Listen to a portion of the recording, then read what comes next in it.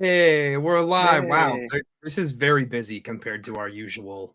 but it's refreshing. Look at everybody. Hello. Refreshing. Hey, Nicholas S. First one here. First friend. There he is. There we go. Hey, everybody. Welcome to GPS Live for October 6th, the week of. This is a different one. If you are an astute viewer, you have already noticed this. You have seen that something is different. Something's changed, and it's not the size of our hearts. We are not the Grinch who did not grow 3 sizes that day.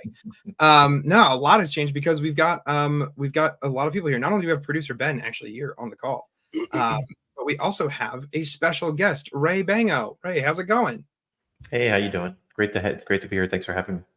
Thank you so much for joining us. So if you guys are wondering as you're watching this, so first and foremost, thank you for joining us for GPS Live. Feel free to join the conversation in the comments. We would love to interact with you. Ray would love to interact with you. Ben would love to stare at your comments and wonder what to say.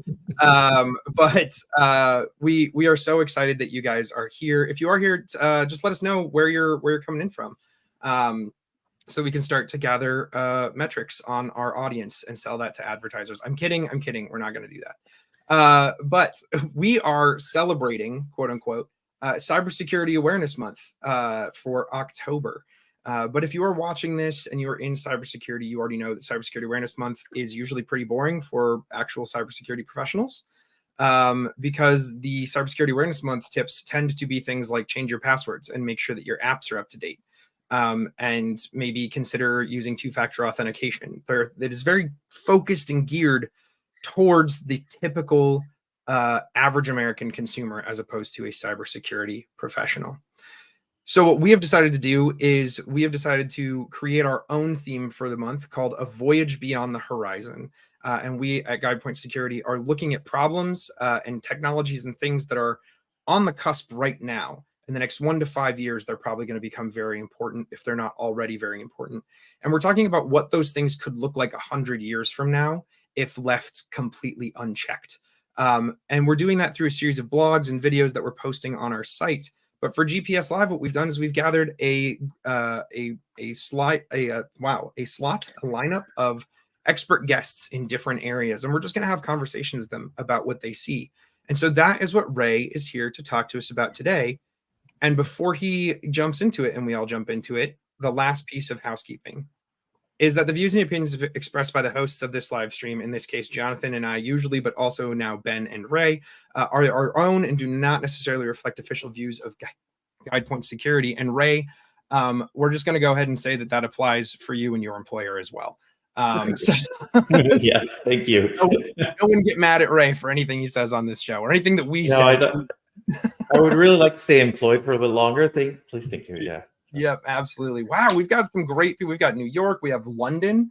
Jeremy. Wow, London is you're coming in late, bud. Thank you so much for watching. We appreciate you.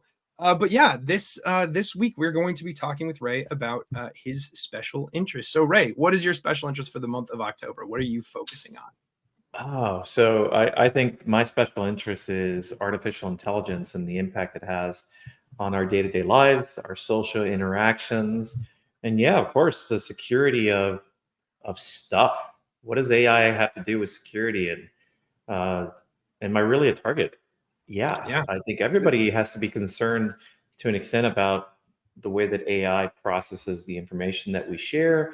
And then we have to consider some of the things that we are sharing and some of the impact that these models will have on our day-to-day lives. So I'm not going to paint a scary picture because I think there's some really cool things that are happening. But like anything, anytime you get a new novel technology, guess what? Somebody's going to figure out a way to do bad stuff with it. So we have to be careful and we have to be ready to adapt to that.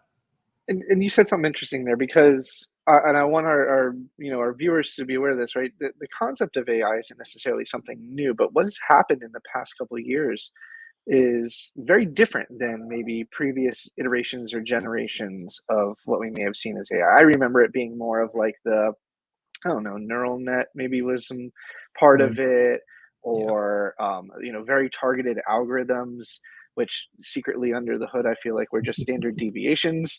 But but you're talking about like where we're going today. You mentioned the word models, for instance, right? And Yeah. the impact that that's going to have, right? Absolutely. And so, here's the cool thing. This is all new to me as well. So the AI, Oh especially no, Ray, you're generative an expert. You're AI. supposed to be an expert, Ray. You can't say No you're new way. to it. No. Here's the cool thing. I've been in this industry for 1989 since 1989, and I've learned to adapt to so many different areas of technology. And this is just another one. This is just another one in my playbook that I'm looking at and learning how to adapt to it. And it's really interesting how you start understanding the concept of data and the importance of data. And you know how they always say garbage in, garbage out, and that Mhm. applies to anything related to machine learning or AI. If you put in bad data, you're going to get bad results. And so it's taken a while, I think, uh, for the community to come up with a breadth of data that allowed these very large language models to actually operate, aggregate data, and help to make decisions. Because yes, you're right, Jonathan. I mean, artificial intelligence has been talked about for decades, but it's only until now where you've had the capability of cloud computing to be able to create the compute cycles, to have GPUs that can process the data in a timely fashion, and be able to scale out the capacity to be able to process the vast amount of information that's out there. It's only now that you've been able to get to the point where, yeah, you can almost have a conversation with these technologies. And that's a scary thing. But the one thing I want to say is you have to remember that the conversations, you're not talking to a person.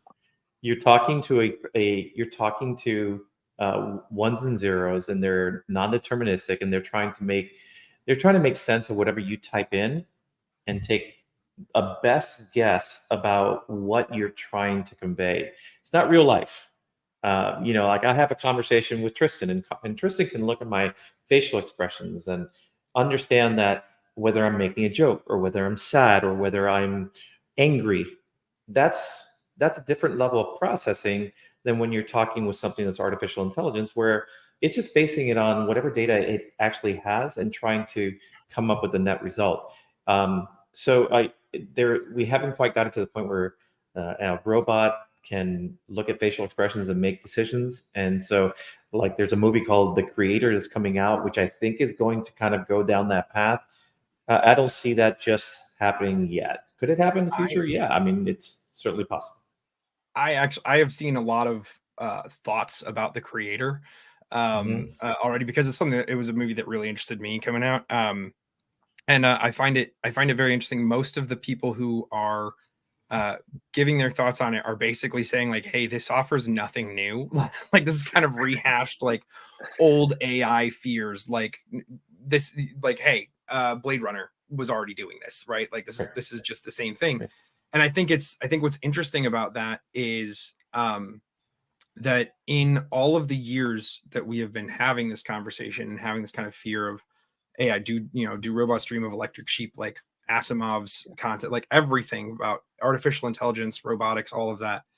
Um, we have had just the same concerns and fears all the way through. And even though we're having these great leaps forward in the technology itself and the ways that it's applied, Mhm. um, those fears aren't still have not been addressed to a agreeable enough standard for everyone to be like, yep, we can move on to the next fear about AI, right? Right. We're all still Yeah. just scared of the same stuff. You Um, look at the movie Ex Machina, and Oh, I mean, such a one of my what a great favorites. movie. Yeah. And that was, I looked it up right now while we were talking. It made in 2014. So it goes to what you were saying, Justin. People have been talking about this for a long time, and this is just a long time within the context of our lifetime here. It's like our short lifetime. Even though I'm 55, I'm like, God, it hasn't been that short, but it feels like the blip. And Yeah. it feels like just yesterday I was sitting down and watching that movie. And it's interesting because the timing of the creator is really interesting compared to the announcement by OpenAI and ChatGPT and everybody getting all excited about it, which was, I think, last November when everything kind of really started to snowball. And yeah, I mean, I remember hearing about artificial intelligence back when I was a teenager, and people talking about flying cars and the ability to have self-driving cars and all these things. And I have to tell you, I have always wanted to have a self-driving car. When I saw iRobot and I saw Will Smith just chilling back and letting the car Yeah. drive him, I was like, I was like, I could take a nap in the car in the middle of, Oh, in the middle of rush hour traffic and be ready for work. And I'd love to do that. don't So get me I- started on my beliefs about public transit systems, Ray. That we can't do that here. Not the official views of Guide Point Security. So, Good. Ray, without derailing it too much, you definitely mentioned something there that was still interesting, right? You kind of hinted at the idea of deep fakes and aspects in that nature. Mhm. AI is really kind of taking it to a whole nother level now. We're not just, us here in cybersecurity want to use it to improve our defense capabilities, but you know, there are threat actors that are taking Mhm. advantage of the advances in AI, and Sure. they're doing it in video, they're doing it in audio, they're doing it in their phishing emails. We no longer are now looking for those very specific grammar and typos of yesteryear, when Yeah. somebody was asking us for an ACH transaction. It's interesting because we get very concerned about, can artificial intelligence become sentient and wreak havoc? And we tend to lose sight of the smaller things that impact our day-to-day lives. There was an article recently. There was a couple of articles that I know that we all kind of talked about this earlier, where a company called Retool, for example, they had a phone call, and unfortunately, I feel really bad for them, where the person on the other end sounded legitimate and knew so much about the company and was able to get around MFA and get a one-time token to be able to get into their systems.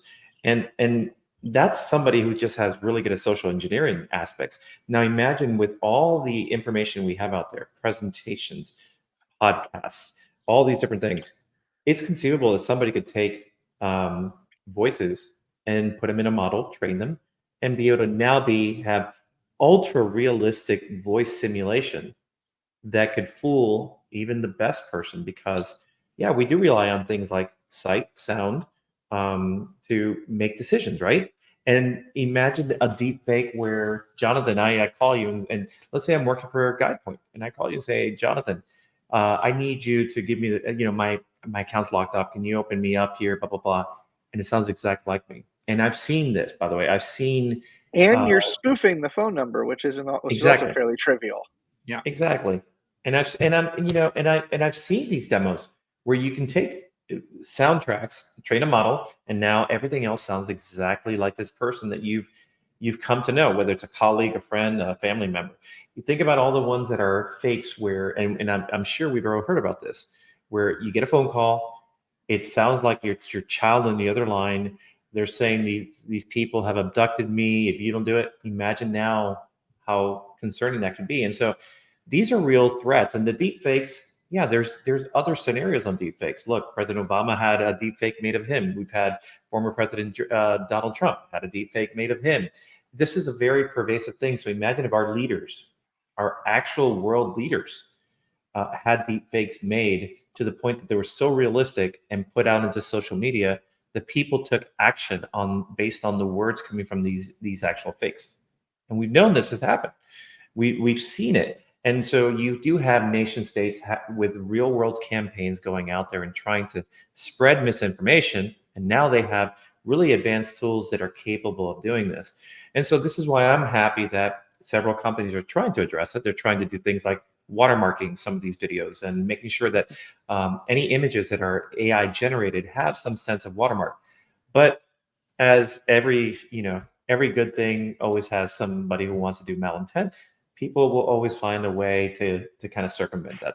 Isn't that part of the security world? Right. Good people try to do something and then somebody tries to circumvent it. And that's why Well, a lot of penetration times, testers continue to be employed, So a lot of times, good people do something, and then good people try to circumvent it to see. Like, yeah, Yeah, exactly.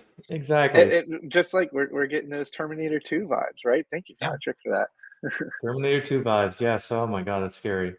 And you look at something, here's an example, something really, really, it's supposed to be a good feature. So Meta came out with a feature that would allow you to create AI stickers. And they were doing some like a pizza holding a microphone or a unicorn, blah, blah, blah, whatever it is. And you could So like talk the about, generative space, like yeah, and they would yeah. generate these stickers on the fly for you. And so what did people start doing? They took them and started making inappropriate stickers. Of And so Meta went ahead and put in guardrails. And so they found ways to get around those guardrails and so on and so on. And that's the continuous cycle. And when you take it even a step further, this is just the digital side of things. But then you have impacts on the actual physical side of things. I think we also need to think about how AI affects the mental state of people. So in one example that I read today, there was a person who unfortunately he got an AI girlfriend, and that AI girlfriend encouraged him to try to kill Queen Elizabeth II. Now they caught him, thankfully. He's in jail. Hopefully he'll get the help that he needs, because that's to show you that there are people that are vulnerable, and those people that are vulnerable, this is a type of technology that can be used to abuse them. And so how are we as people trying to create this technology working to help not only protect some of the sensitive data that we have out there, but how are we also making sure that from a social good perspective, AI is not being abused and it's not doing things that are going to hurt people? This is an example. People are lonely. People want interaction. Sometimes they don't know how to do it. And so they might turn to something like that. And if that turns it into a point where they're going to try to hurt somebody else in the physical world, that needs to be looked at seriously and said, we need to really address it. Right. Those guardrails, right? And I love that we actually did kind of talk about this prior to the show, and it is in the show notes. So thanks for bringing it up. The guardrails, right? They exist because we want to see it do good, but people are constantly playing with it. You actually were telling me something really cool, because I'm a big fan of OWASP, and for those that don't know, if you're in the Tampa Bay area, we'd love to have you come out to the local OWASP chapter events anytime. But you mentioned to me something I didn't know, that OWASP actually has a top 10 project around LLMs, right? They do, and and this was new information to me as well. And this is part of my continuous search for how security controls can be placed into the AI space. And something, again, that's new to me, even though I've been in the AI space for a little bit. I mean, not the AI space, the security space for a little bit. I wanted to understand, what are the security considerations of this new technology? And so, things like prompt injection. Threat actors are going to test it out. They're going to do double prompts just to see if you get non-deterministic data that actually gives them the result that they want. Customers are worried. They're concerned about, and I'm sorry, I'm speaking customers because I do work for Microsoft, and I think about the customers, right, that we work with. And I think whether you're working with, whether you're Amazon or Microsoft or Google or Facebook, you have genuine concerns about the privacy and storage of the data. And so data leaking out that could adversely affect a company, whether it's through PII or confidential things that your IP that you're building, or just employee data in general. Right. That's a real serious issue. And then you have the perception of it, the perception of this data, that this data is being cross-contaminated across the board. And where is my data stored? Because everybody thinks of artificial intelligence as a nebulous thing. It's like, where is it? Where's the cloud? What is it storing? Who's managing that? So there has to be consideration for how we're storing data. How is it being managed? Are we allowing people to, do data poisoning that can cause bad training models and then return bad results and spread misinformation? Look, we get hallucinations. We talk about hallucinations, and it's a fact of life. These models only work with what they have available to them. And so there was an article that came out several months ago of an attorney who used ChatGPT. And unfortunately, he used it for a court case, assuming that it was a search engine. And it returned really bad, like poor results, like cases that didn't exist. And the bottom line is that we have to be careful about how we work with the data that's being represented by these services, whether it's Bard or Llama or anything else. I mean, this is ultimately it's data in, data out. And so what type of data is going in, and is it returning the results that we really expect? And are we doing our due diligence to actually test and verify the data? We can't take it for granted. We don't take it for granted when Google brings up a search result. We actually do our homework, and this is no different. We need to go in there and say, is this the right stuff? So, and so going back to your OWASP is amazing. It's been my go-to resource for application security for everything I do there. And so seeing that they're thinking about large language models and sensitive information disclosure, insecure plugin design, excessive agency, and all these things matter when you're thinking about how you're going to use artificial intelligence, either for your day-to-day life or how you're going to bring those capabilities into the systems that you're building for your own business. And when you do bring them into your businesses, think about the impact that it has on your customers. Think about the implications that data going into those systems has in the way that your customers will interact with the way you work. Yeah. And it's we've been planning this cybersecurity awareness month stuff for a while, and so I've and myself and Jonathan and for GPS Live and for other content, I've had the pleasure of talking to a lot of experts from a lot of different places about this. And it was funny. At first, I was trying to push back on people every time. I was like, what's the scenario that you see in the future? And everyone was like, AI is going to. And I was like, yes, we all know AI is going to, but is there literally anything else that you can talk about? Mm-hmm. But I think what's really interesting is in the last couple of minutes, you have mentioned, I think, 3 separate topics that we actually do have stuff coming out about, right? You've talked about collection of data and like where large privatized stores of personal information are stored.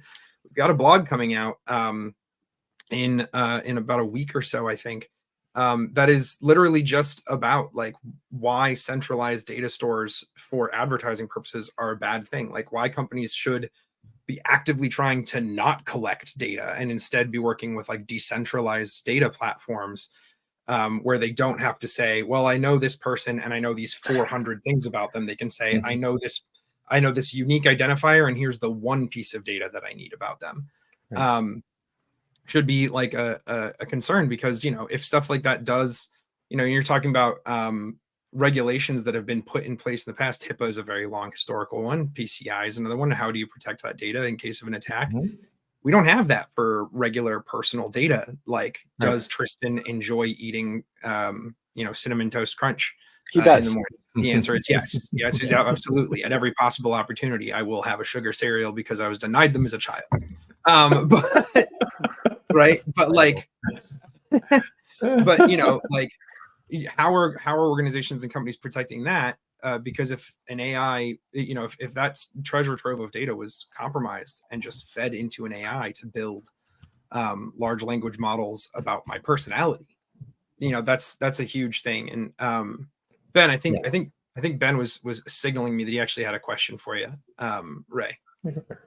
Yeah. So I'm curious, sort of your thoughts on either what should be done or what is currently being done, if you happen to know of things that are like currently, like in application around companies educating their users on AI threats, whether it's from inside or outside of work, on like how they should be communicating with users, how they should be communicating, like what is sort of like the data that they should be sharing, how to be careful of these things, like what are some like best practices or things that are going on currently.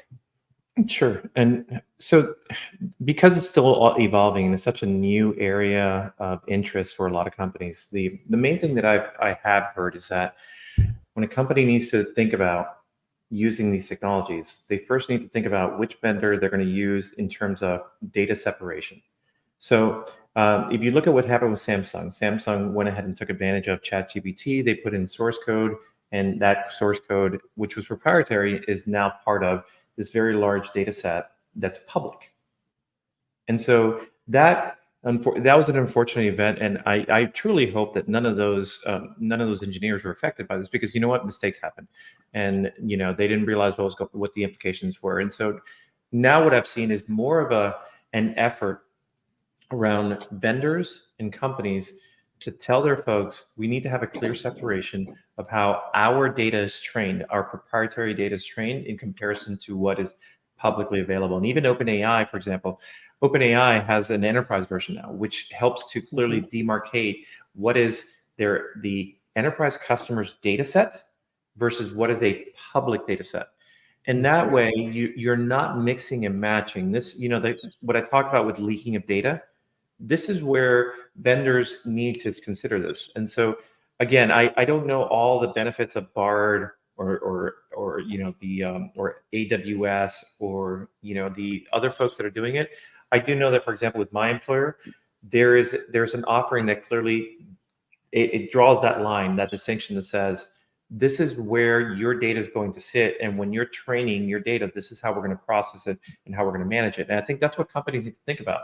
They need to look at their vendors and say, can you provide me that clear this delineation between public data and my private data that I want to train and learn from?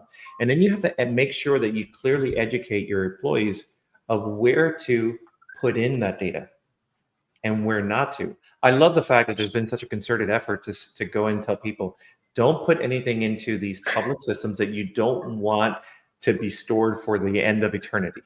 And that's great, because you don't.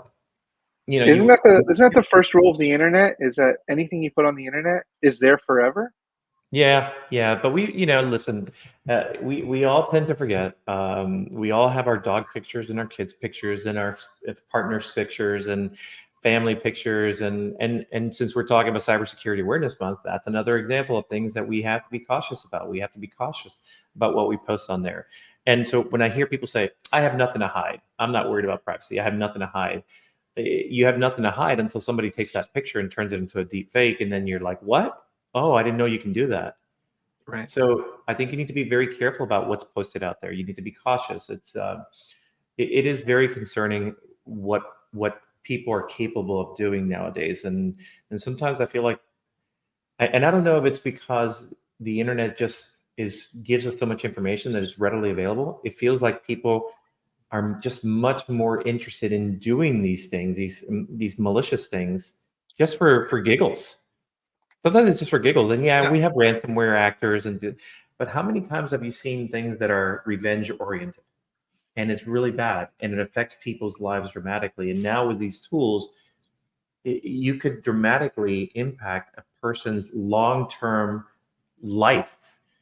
There's so many, kids are really impressionable, and as a father of 5, I think about my children. It's like they're really impressionable, and how something like that could transform their perspectives and affect their lives dramatically, and sometimes adversely. So yeah. Excellent. Well, we've got like 2 more minutes here. 2 more minutes here with you, Ray. So I kind of want to just say, like, what is your closing, like, hey, in 100 years, if AI wasn't handled right, it's obviously going to be a huge problem. We're going to wind up with Terminator. But for the next 1 to 5 years, if you could say, do this one thing, and you got into it a little bit there, but like if you could say, hey, as a company, do this one thing about AI. Obviously you're not going to full out block it. You're not going to be able to do that. People will still just use their personal computers to access it and do their work if they want to. But like, what's the one thing that you think in the next 1 to 5 years a company can do that'll actually really move the needle as far as security around AI goes? Sure. So first, I want to make sure that everybody understands that AI is an assistive. It's an assistive technology. It's complementary. It's not sentient. And there's so many capabilities that I'm shocked about every single day. I'm like, wow, that's really awesome. Whether you're summarizing an article or you're creating code that can streamline your processes and cut your development time by 50%, AI is clearly showing the value. And I don't see it, I see it as a transformative technology, and we run it. The internet was, to me, the last really transformative technology that shook the world, and this is the next iteration. So I don't, like you said, I don't see it going away, and we need to kind of look at the value that it brings and figure out how do we use it for social good. That's what I want to look at it. How do we make things better?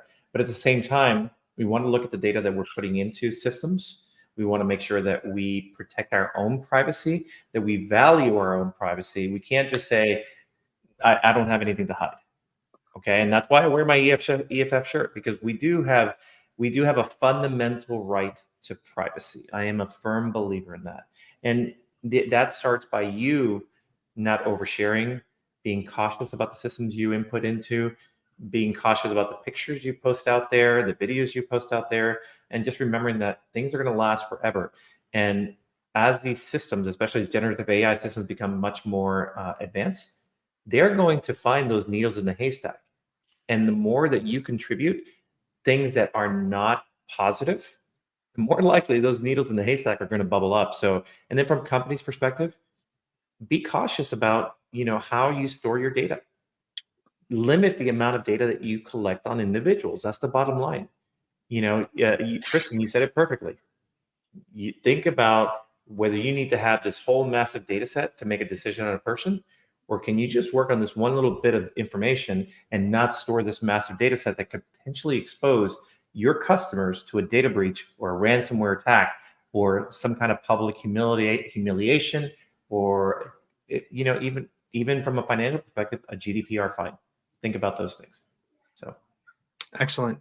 Well, Ray, thank you so much for joining us. If you are interested in what Ray has done and more info about him, his LinkedIn should be linked in the post. I had a little bit of trouble getting it to do that when I was setting it up because we didn't have a direct connection on LinkedIn, but I'm pretty sure I got it in there. So you can go check out more about Ray and see the work that he's doing. You've given a lot of talks. You've been doing this, and I think also interestingly, or an interesting thing for Ray in particular, if you guys want to go look at it, is his journey into cybersecurity. Right, you were kind of a late joiner, late stage career joiner, definitely. Yeah, a late stage career switch. So really interesting stuff there. Thank you so much for joining us for this first week of Cybersecurity Awareness Month. Ray, thank you for kicking us off. Thank you for having me. I appreciate it. It's been fun. Yeah, absolutely. And to all of our viewers, thank you so much for your engagement. Thank you for your comments and your time.